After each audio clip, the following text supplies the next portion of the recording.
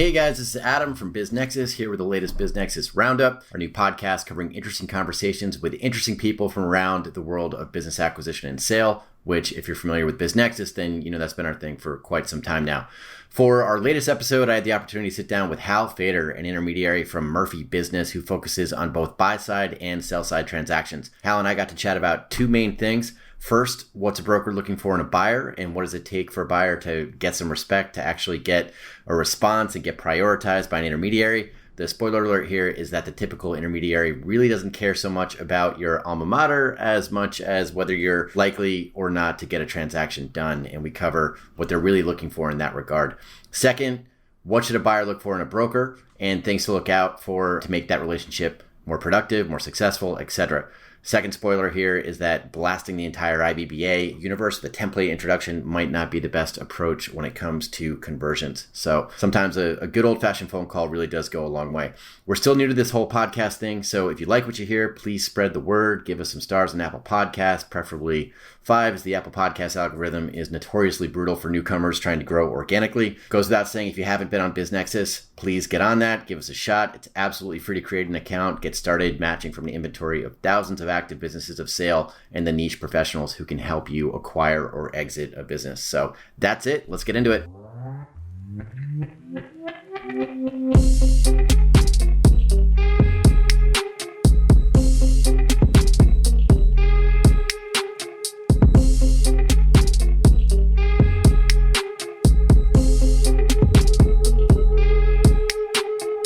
Disclaimer from the always present legal team: podcast conversations don't necessarily reflect the views of BizNexus Incorporated. Everything you hear is informational news and updates from around the industry. We're not recommending any investments. We're not offering any investment advice. Be sure to do your own homework.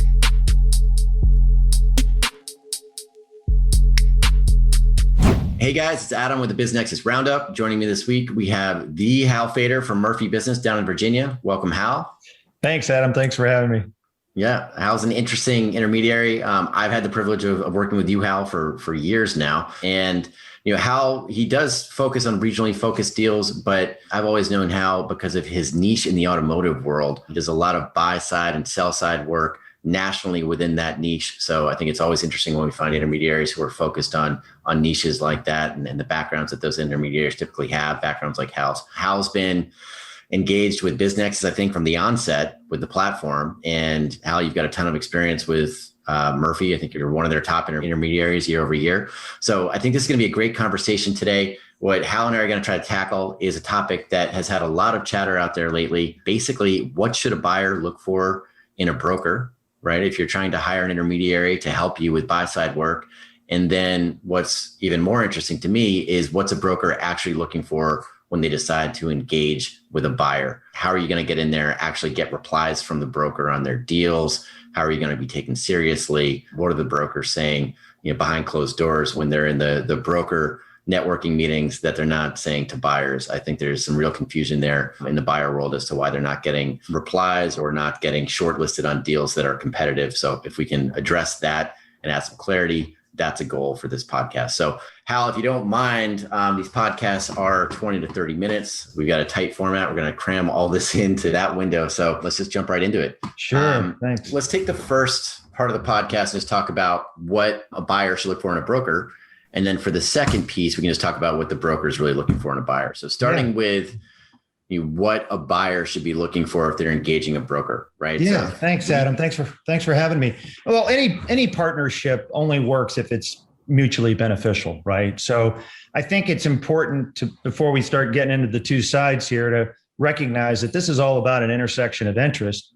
And the buyer's looking for obviously bringing in financial resources and time and effort and trying to manage the risk behind a purchase. And the broker's basically selling his time and his experience, right? So that intersection of interest is really important, and it's a two-way street. So when we talk about what a buyer is looking for in a business broker, it's going to go both ways. It's got to work for both. But I would say, to answer your question, you know, transparency is like we're top of the list, right? You got to be candid and honest. So when you're looking for a business broker, the integrity factor is really high on the list. You got to trust. Trust and respect and open communication is really important. Obviously, you want to look and see if the broker's got the level of experience in deal making. So you want to know about maybe closing ratios, how he's done working with sellers, how he brings a deal to closing. What are some of the things that makes his value proposition relevant, compelling, and differentiated from other brokers? So look for those unique selling propositions in a broker. Confidentiality. This is not, we talk about seller confidentiality a lot, but you want a broker that's going to protect your buyer confidentiality, right? You're going to a broker and you're giving a personal financial statement and you're sharing some, pretty sensitive information about your net worth and your capital resources. You want to be able to trust a broker with that information. And the opportunity in your acquisition strategy.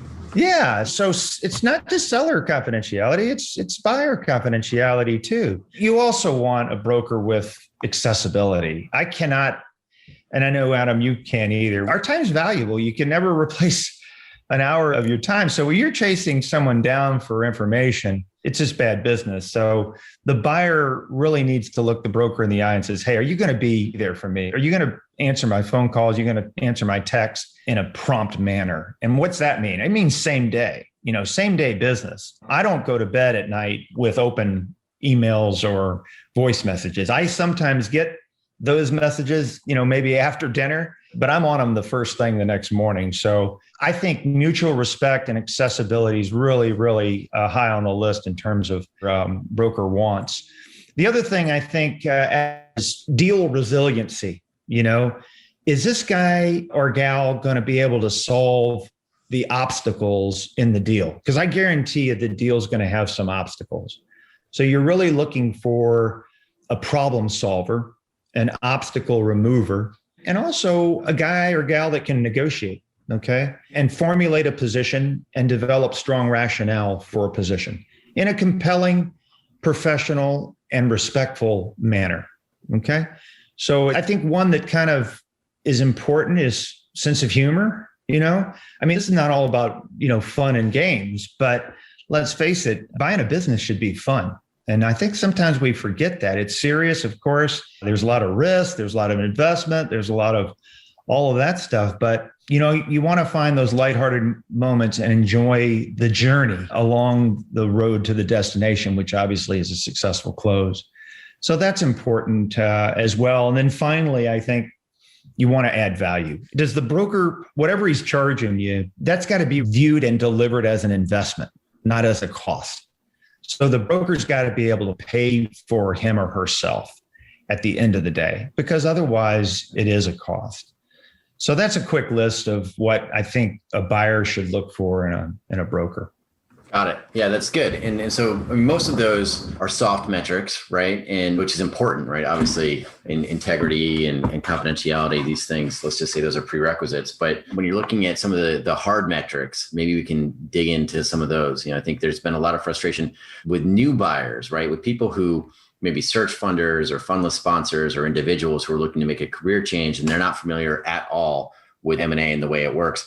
They might not understand why they're not getting a call back, right? Why they're not getting a reply, why if they've inquired on a specific deal that's available for sale, why they're not getting a reply. So in terms of trying to work with a buy-side broker, what should you be looking for as a first-time buyer? You're trying to weed through, let's say you've gone to BizNexus or BizBuySell or IBBA, and you've combed through your list of brokers and you've shortlisted a few. What should you be looking for in terms of, like for you, for example, you've got this niche with the automotive industry based on your career. You have a lifetime in the automotive industry, and then you became an intermediary based on that experience to help people, to help entrepreneurs in that world buy and sell automotive focused businesses. That kind of industry expertise, that's a no-brainer if you're looking to buy something in the auto niche. If you can find it, if you're lucky enough to find it, to go with an intermediary who has that type of experience within that niche. But other than the niche expertise, if you're looking at response time or, the buy side contract, right? Like what's the range on the terms that these brokers should be charging, or do they co-broker? What kind of degrees, if any, are going to be helpful for identifying a broker who you can entrust with your buy side search to help, steward that search for the proprietary deals? Yeah, great questions. Obviously you want to know about the process that the broker is going to deploy to find you the business, to find you the right business. And so you got to ask some process questions. How you go about finding the targets? How do you go about engaging the targets? How do you get the targets to return your phone calls? Right? How do you get me in front of the right business? All very important questions. The broker's going to, again, he's selling time and experience. So back to, your question on fees and stuff like that. Typically, there'll be a retainer up front, but you're going to have to be real specific about the goals for the end game, right? And what I typically do, Adam, just to be fair, is I have to be compensated for my time, right? Because search is going to take some time. So I take a small retainer up front, but I'll rebate that at success, right? At whatever we determine success is. Is it 6 months? Is it 1 year? A lot has to depend on how specific the buyer is about the target that they want. And we'll get into that when we talk about, what the broker wants and a buyer here in just a minute. But the degree of specificity on the target has a lot to do with the search time that the broker has to go through. And that ends up coming into a fee question. So take a small retainer up front to cover the time, and then rebate that back on success, I think is probably a fair way of doing it. Again, sure. It's got to be a win-win proposition for buyer and broker. And just to clarify, rebate that back based on a commission that's based on the value. Based on success, based on delivering that. I mean, look, the guy or gal looking for a business to buy. So if you can't find a business to buy, then, you failed. And it's kind of a pass-fail grade here. You're not grading on a curve here. You got to find an enterprise for them to put their hard-earned capital into. And so the retainer is really not profit. It's just kind of cost of doing business for the time to get to a closing. But I take that off the final bill when we get there. Yeah. And I think we don't need to follow the set format. We can kind of take the conversation where it leads, but the retainer helps you qualify the buyer, obviously, right? So if someone's thinking about buying a business, you're qualifying them, you're put some skin in the game. Are you serious about this acquisition? Here's my retainer. I'm more than happy to give it back if we're successful and we land a transaction. But if not, I'm getting paid. And I think a lot of buyers out there don't realize how hard buy-side work is for the average broker compared to sell-side work, right? Like the real meat for an intermediary comes through a sell-side engagement. Buy-side work is very difficult. It's very time-consuming. Qualification of serious buyers, that's really hard. So, absolutely right. Yeah, some of that fee, some of that retainer, it doesn't go into the broker's pocket. I mean, that broker's got to develop marketing materials. He's got to develop outreach lists. He's got to put together a compelling proposition for a business owner to talk to them, because typically the stuff that I get involved in, we're going after businesses that are not being publicly marketed, right? So we're trying to uncover the hidden gem out there, the guy or gal that may have a business that's for sale, but they're not publicly marketing the business. So how do I find that person? Well, it takes work. It takes a letter. It takes a follow-up call. You have to look under a lot of rocks and turn a lot of soil to find the diamonds. Okay. Yeah. And when you do, you're able to really present something you talk about adding value. Finding a deal that wasn't for sale for someone that really fits them is a really satisfying experience for a broker. And so again, you got to think of the retainer as an investment. Okay. And I know as a broker, I look at it as just my cost of getting to the closing table. Okay. I would not be in this business for just the retainer. I can tell you that. That is going to be spent on me finding a business for that person to buy. Right. And I know you're doing a lot of work outside of the automotive industry, but I've always been a big fan of niching down as an intermediary. I think that's where the industry is really heading as things get more competitive. And so like for somebody focused on the automotive niche, for example, how do they find the proverbial Hal Fedder, right? How do they find someone with your type of experience in that niche? And probably more importantly, with your connections, with your network. So if someone's looking to buy a specific type of auto business, they're going to be much more likely to have success if they're engaging someone who's niched down in that specific universe, right? If somebody has the Rolodex and can go out and connect them with people who are likely to sell. Other than sending out the typical email blast that people are doing if they're going out and getting the IBBA roster of business brokers and just sending out an email and blasting them once a month, with every intermediary is getting flooded with on an ongoing basis. Because I think every fundless sponsor in the world is just cold emailing that list once a week. How do you zero in on finding an intermediary who is relevant to your search? In BizNexus, we do match on keywords. We do our part in trying to match the brokers with what you're actually looking for, but there's still not a lot of data out there.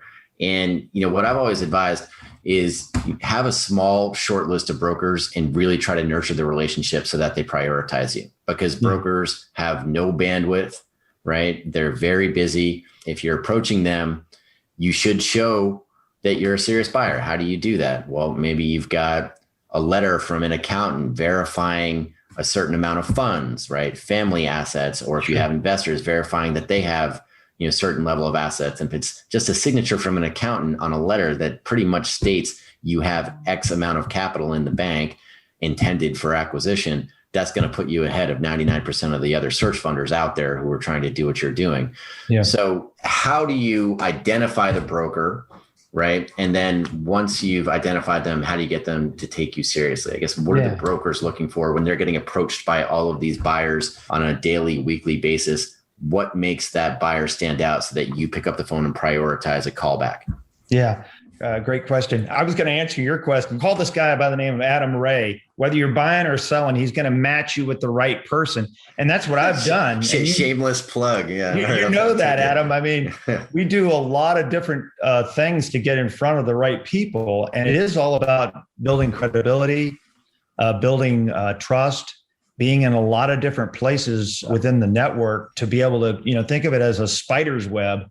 You want to be able to cast a large web so that when you're getting touched, no matter how far away from the prospect that you are. So I've done the newsletters, and I'm really active on LinkedIn and these podcasts, of course. And I've even written editorials for automotive publications, newsletters. It's a lot of different things. When you were asking that question, I was thinking, I've been spending a good part of my career trying to answer that question, how to be big. But back to your, buy side broker question, most of all, you want a motivated buyer. Okay. When you're a broker and you're trying to how do you tell whether a buyer is motivated? Well, if they have a clear idea of their target ideal business, that's a signal of a motivated buyer, because they put some thought into that question. The worst thing that I can hear as a broker when a buyer calls me is, hey, what kind of business are you interested in? Oh, I'm interested in a business that makes money. Well, that doesn't help me very much. And that sounds like a fishing expedition to me. Yeah. But if I get a buyer on the phone that says, hey, I'm looking at this geography, I'm looking at this category or that category, this number of employees, this size revenue, I've got this kind of much money to spend. They've got a really good targeted profile amount. Now I'm licking my chops and I'm saying, hey, I've got a motivated buyer. The second piece, probably equally as important, is a buyer that's got a realistic expectation of the value of a business. Now that's part education, part instinct, part luck, part a lot of things, but motivation and realistic expectation of value. Okay. Again, the deal's got to work for both sides, just like buyer and broker. It's got to be buyer and seller too. Win-win. You want to find a qualified buyer, right? Financially qualified and operationally qualified. So it's all about matchmaking, right? So I'm looking for the match, not just the money match, but the operational match, because 9 times out of 10, I've got to sell the buyer to a financial institution. Financial institution's going to want to have confidence, not just the guy's got or the gal's got the down payment, but they can service the debt once they buy the business because they're operationally qualified to manage the business. So that comes into what have they done in the past? What kind of experience do they have? What kind of skills do they bring? Network do they bring to the investment? So motivation, realistic expectations, qualified buyer, financially and operationally, and a truthful buyer. There's a saying in the business, buyers are liars. Well, and so are sellers, by the way. But it goes back to integrity. Again, to have a relationship that works for both sides, it's got to be candid. It's got to be truthful. It's got to be honest. And, you have to be credible. And if you are, then people are going to want to work with you, whether you're buying or selling.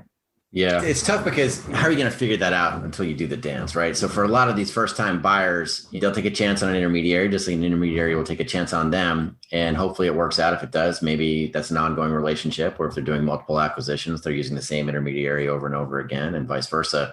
But what you're saying about the financing is interesting because if a broker is looking to screen a buyer, the statement of assets that I mentioned, right? Like a letter from an accountant that's signed that certifies you have X amount in the bank, or some rich uncle or investors have X amount in the bank. And that's enough to separate you from the pack to get in the door with an intermediary who's otherwise too busy. But then also pre-qualification, right? So BizNexus, you go through, we do offer a program where you can get pre-qualified with a lender. So you go through, you get pre-qualified, you get the badge. And then, if you're emailing a broker, or if you're approaching a broker and you can say, look, I've been pre-qualified by this respectable financial institution, and I've got this letter certifying we have X amount of capital ready to go to work. You're in the door, you get the call back, whether that's, a buy side deal or inquiring about a specific opportunity that's listed for sale by an intermediary. It's huge. Yeah. I'm working with a buyer now, Adam, where the seller has some concerns about financial capacity. And we've done just what you said. We've gotten a pre-approval from a bank, and we've also submitted a verification of funds, letter with our LOI, with our letter of intent, to try to ease the seller's fears that, hey, this buyer's going to tie me up for a while and I'm not going to be able to get back to the market because they're not going to be able to afford the business. So you try to, again, alleviate those obstacles going in with those kinds of things. It's a critical point.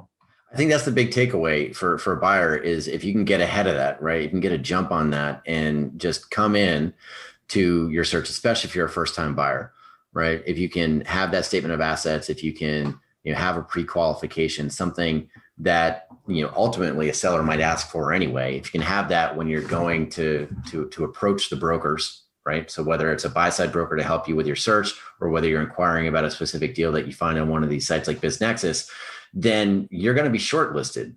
Am I right? Like a broker's going to prioritize that. Your deal's going to go to the top. I mean, if you're competing against other buyers, and there's a lot of that going on today because business inventory is down, you're going to go up the totem pole with the seller when you have that. No question. Yeah. Interesting. Let's revisit this topic because there's a big divide between a lot of the newly minted MBAs who are out there looking to buy their first business, and they don't realize that the large majority of intermediaries really don't care about your alma mater, right? They're just trying to assess whether or not you're likely to get a transaction done, because the intermediary does not get paid unless that happens, right? Maybe you have the retainer up front, but the bulk of the money is based on transaction. If that transaction doesn't happen, the intermediary is not getting paid. The intermediary is living transaction off of transaction after transaction, right? I mean, they're eating what they kill. So they get very good over time at assessing whether a seller is actually motivated seller or whether a buyer is actually motivated buyer. So you've got to get past that. You got to get through the gate. So let's put a pin in this. I think we can revisit this with another niche topic of, how to get noticed by a broker. This has definitely been a good chat, Hal. Thank you. I always enjoy your time, Adam. Thank you so much. Thank you. Yeah, really helpful info. Thank you again for being here today. Everybody, we'll have all of the info in the show notes. We're going to put Hal's info, Murphy's info, how you can get a hold of Hal if you're doing anything automotive. He's definitely the guy. And if you're in Virginia, he focuses regionally as well. So reach out to Hal. I've been working with him for a long time, and I definitely have 2 thumbs up and nothing but praise for Hal. So all the details in the show notes. That's going to do it for this roundup. Look forward to the next one. See you all there, everybody.